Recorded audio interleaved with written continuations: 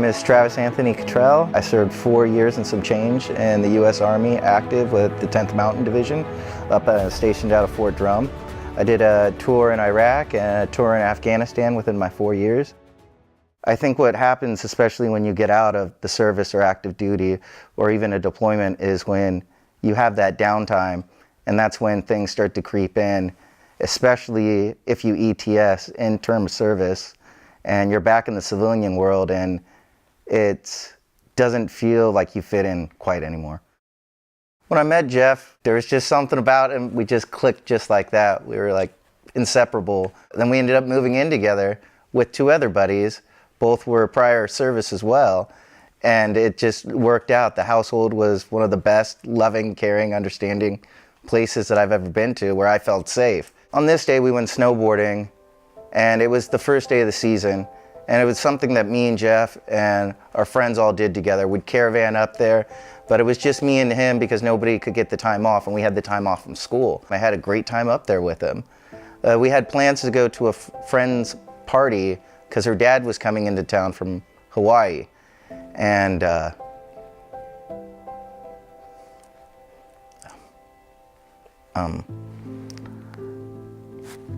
we got home. He said we want to play some video games. I was like, no, man, we got to get ready for this party later on. So I need to get some sleep. When I woke up, I brushed my teeth, did my hair real fast, went in to go check his room. I saw him there up against the wall, and I went to slap his knee. And I was like, dude, come on, let's go. And that's when I noticed that his contacts had already fogged over, and the blood coming out of his mouth, and the pistol over on the left side of him. Things were kind of chaotic and pretty dark in my life. And even though nobody was blaming me for Jeff, I really blamed myself. I started to avoid people all in general. If I ordered a pizza, I'd leave instructions for them, just leave it at the door, because I just didn't want to see anybody. Came pretty close to ending my life right then and there. You isolate your family members and people care about you. And you push them so hard away that you just want them to stop. Because it's like they can see you drowning, but they can't do anything about it, and you just want to go under so it's over.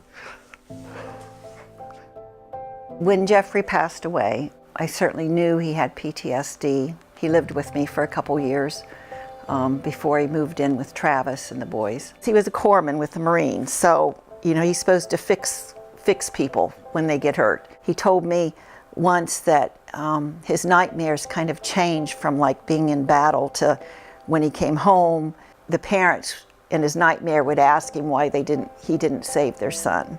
So his nightmares weren't so much of being in battle, it was the nightmare that he couldn't save somebody.